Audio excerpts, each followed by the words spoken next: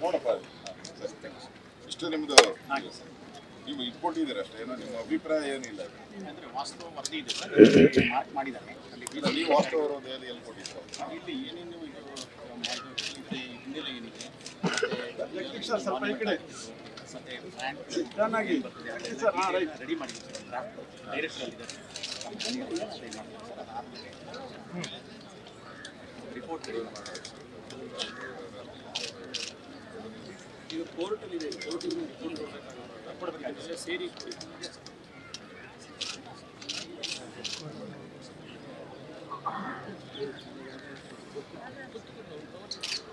Under ground twin tunnel ನಿರ್ಮಾಣ ಕೈಗೊಳ್ಳುವ ಯೋಜನೆಗಾಗಿ ಲಾಲ್ಬಾಗಿನ 5 ಎಕರೆ 5.8 ಎಕರೆ ಭೂಮಿಯನ್ನು ಬೆಂಗಳೂರು ಸ್ಮಾರ್ಟ್ ಇನ್ಫ್ರಾಸ್ಟ್ರಕ್ಚರ್ ಲಿಮಿಟೆಡ್ ರವರ ಕೋರಿಕೆ ಹಿನ್ನೆಲೆಯಲ್ಲಿ ಸರ್ಕಾರ ಹಂತದಲ್ಲಿ ನಿರ್ಣಯ ಕೈಗೊಳ್ಳುವ ಬಗ್ಗೆ ಟಿಪ್ಪಣಿ ಇಲಾಖೆಯವರು ಕೊಟ್ಟಿರೋದು, ಹಾರ್ಟಿಕಲ್ಚರ್ ಡಿಪಾರ್ಟ್ಮೆಂಟ್.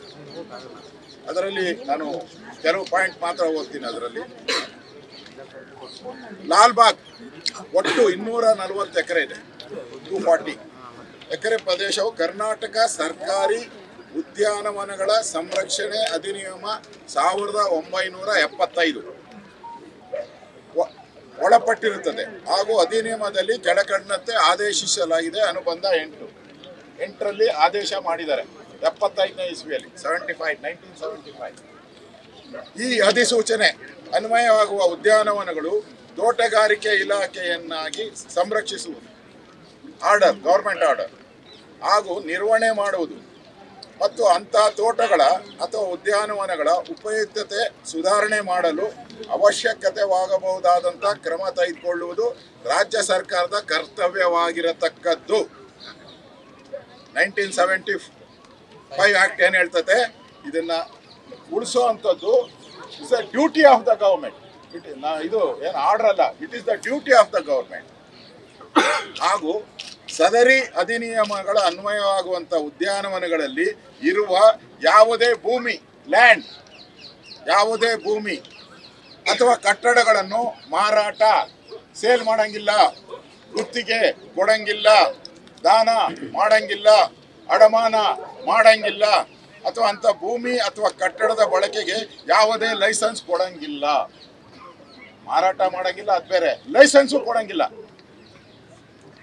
ಲೈಸೆನ್ಸ್ ಏನು, ನೀವು ಬೇರೆ ವಿಚಾರಕ್ಕೂ ಲೈಸೆನ್ಸ್ ಕೊಡಂಗಿಲ್ಲ ಮತ್ತು ಮಂಜೂರು ಮಾಡತಕ್ಕದ್ದಲ್ಲ. ಹಾಗೂ ಈ ಪ್ರಕರಣವನ್ನು ಉಲ್ಲಂಘಿಸಿ ಮಂಜೂರು ಮಾಡಲಾದ ಯಾವುದೇ ಪರಭಾರೆ ಅಥವಾ ಲೈಸೆನ್ಸು ಅನೂರ್ಜಿತವಾಗತಕ್ಕದ್ದು ಎಂದು ಸದರಿ ನಿಯಮದಲ್ಲಿ ಉಲ್ಲೇಖವಾಗಿರುತ್ತೆ. ಅಕಸ್ಮಾತ್ ಮಾಡಿದ್ರು ಕೂಡ ಯಾವುದೇ ಗೌರ್ಮೆಂಟು ಅದಕ್ಕೆ ಮಾನ್ಯತೆ ಇರಲ್ಲ, ಅದು ಹೋಗಿದೆ ಅಂತಾನೆ ಅರ್ಥ. ಇದರಲ್ಲಿ government order I am not telling ನಮ್ದೇನು ಆರ್ಡರ್ ಅಲ್ಲ, ಇದು it's not a public order, it's a government order.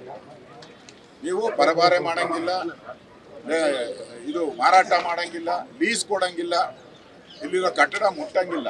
ಮಾಡಿದ್ರೆ ಅಕಸ್ಮಾತ್ ಅದು ಊರ್ಜಿತ ಅಲ್ಲ ಅಂತ ಹೇಳಿ ಅಂದರೆ ಕೋರ್ಟಲ್ಲೂ ಇದು ನಿಲ್ಲಲ್ಲ, ಇಲ್ಲೀಗಲ್, ಪಕ್ಕಾ ಇಲ್ಲೀಗಲ್. ಅದರಿಂದ ಡಿಪಾರ್ಟ್ಮೆಂಟ್ ಅವರು ಏನು ಪಾಪ ಅವ್ರದ್ದೇನೋ ತಪ್ಪಿಲ್ಲ, ಇದು ನಾನೇನೋ ಅವರು ಏನೋ ಇನ್ವಾಲ್ವ್ ಆಗಿದ್ದಾರೆ ಅಂತ ಹೇಳ್ಕೊಂಡಿದ್ದೆ, ಅವರು ಇಲ್ಲ. ಅದರಲ್ಲಿ ಮುಂದೆ ಬರೆದಿದ್ದಾರೆ, ಉದ್ದೇಶಿತ ಕಾರ್ಯಕ್ಕೆ ಲಾಲ್ಬಾಗ್ ಅಮೂಲ್ಯವಾದಂಥ 5.88 ಎಕರೆ ಪ್ರದೇಶವನ್ನು ಬೆಂಗಳೂರು ಸ್ಮಾರ್ಟ್ ಇನ್ಫ್ರಾಸ್ಟ್ರಕ್ಚರ್ ಸಂಸ್ಥೆಗೆ ನೀಡಿದಲ್ಲಿ, ಇವ್ರು ಬರೆದಿರೋದು ಯಾರು, ಡಿಪಾರ್ಟ್ಮೆಂಟ್ ಆರ್ಟಿಕಲ್, ನೀಡಿದಲ್ಲಿ ಪರಿಸರ ತಜ್ಞರು, ಯಾರು ಪರಿಸರ ಪ್ರಿಯರು, ನೀವು ಬಂದಿರೋರೆಲ್ಲ ಈಗ ಪರಿಸರ ಪ್ರಿಯರು, ಸಾರ್ವಜನಿಕರು ಹಾಗೂ ಪ್ರವಾಸಿಗರು ಆಕ್ಷೇಪಗಳನ್ನು ವ್ಯಕ್ತಪಡಿಸುವ ಸಾಧ್ಯತೆಗಳಿರುತ್ತದೆ. ಇವೆಲ್ಲ ಅಬ್ಜೆಕ್ಷನ್ ಮಾಡ್ತೀರಾ ಅಂತ ಪಾಪ ಬರೆದಿದ್ದಾರೆ. ಇದಾದ್ಮೇಲೆ ಬರಿಬೇಕಾಯ್ತು, ಮೊದಲೇ ಬರೆದಿದ್ದಾರೆ. ಅವ್ರಿಗೆ ಅಪ್ರಿಷಿಯೇಟ್ ಮಾಡ್ಬೇಕು ನಾವೆಲ್ಲರೂ ಕೂಡ. 2.5 ಶತಮಾನಗಳ ಸುದೀರ್ಘ ಇತಿಹಾಸ ಇರ್ತಕ್ಕಂಥದ್ದು.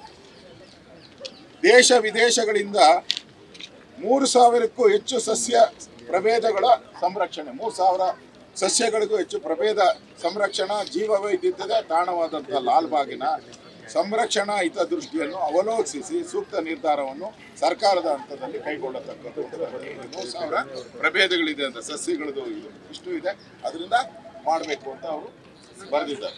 ಇಷ್ಟು ಆರ್ಟಿಕಲ್ ಡಿಪಾರ್ಟ್ಮೆಂಟ್ ಇಂದ ಇರ್ತಕ್ಕಂಥ ನಾವೆಲ್ಲ ಏನ್ ತಿಳ್ಕೊಂಡಿದ್ರಿ ಎಲ್ಲರೂ ಇನ್ವಾಲ್ವ್ಮೆಂಟ್ ಆಗಿದ್ದಾರೆ ಅಂತ.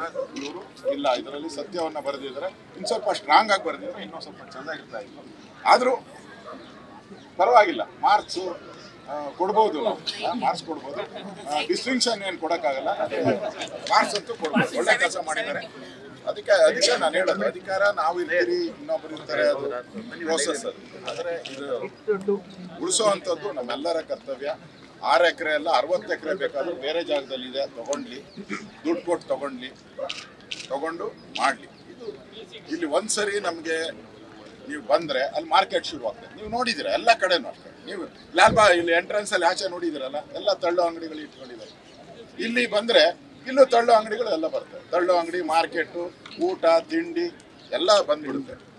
6 ಎಕರೆ ಹೋಗಿ ಅದು 16 ಎಕರೆ ಆಗೋದು ಲಾಸ್ಟ್. ಆಮೇಲೆ ಇದೆಲ್ಲ ಪೂರ್ತಿ ಅವರು ಬಂದಮೇಲೆ ಇಲ್ಲೆಲ್ಲ ಒಳಗಡೆ ಬಂದು ಊಟ ತಿಂಡಿ ಎಲ್ಲ ಇಲ್ಲೇ ಮಾಡ್ಕೊಂಡು ಹೋಗ್ತಾರೆ. ಆಮೇಲೆ ನಾಯಿಗಳು, ಇವೆಲ್ಲ ಪಕ್ಷಿ ಇವೆಲ್ಲ ಇದೆಯಲ್ಲ, ಇದನ್ನ ಖಾಲಿ ಮಾಡಬೇಕು. ಕೆರೆ ಹೋಗುತ್ತೆ, ಕೆರೆ ಅದನ್ನು ಅವ್ರೇನು ಮೆನ್ಷನ್ ಮಾಡಿಲ್ಲ. ಕೆರೆದು ನೀವು ಮೆನ್ಷನ್ ಮಾಡಬೇಕಾಗಿತ್ತು. ಯಾಕಂದ್ರೆ ಇದೆಲ್ಲ ನೀರು ಹಿಂಗುವಂತ ಒಂದು ಲೈನ್ಸ್ ಇರ್ತವೆ ಕೆರೆ ಬಂಡೆಯಲ್ಲಿ. ಅದಕ್ಕೆ ಇದೆಲ್ಲಾನು ಕೂಡ ನೀವು ಇನ್ನೊಂದು ಲೆಟರ್ ಬರಿಬೇಕಾದ್ರೆ ಇಲ್ಲಿನ ಕೆರೆ ಏನಾಗುತ್ತೆ, ಮರಗಿಡಗಳಿಗೆ ಏನಾದರೂ ಇದ್ರ ತೊಂದರೆ ಆಗುತ್ತಾ, ನೀರಿನ ಸೋರ್ಸಸ್ ಹೋಗುತ್ತಾ, ಆ ಲೈನಲ್ಲಿ ನೀರಿನ ಸೋರ್ಸಸ್ ಎಲ್ಲ ಆಚೆ ಹೊರಟೋದ್ರೆ ಮರಗಳು ಒಣಗೋಗ್ಬೋದಾ, ಇವೆಲ್ಲನೂ ಕೂಡ ನೀವು ಮೆನ್ಷನ್ ಮಾಡಬೇಕು.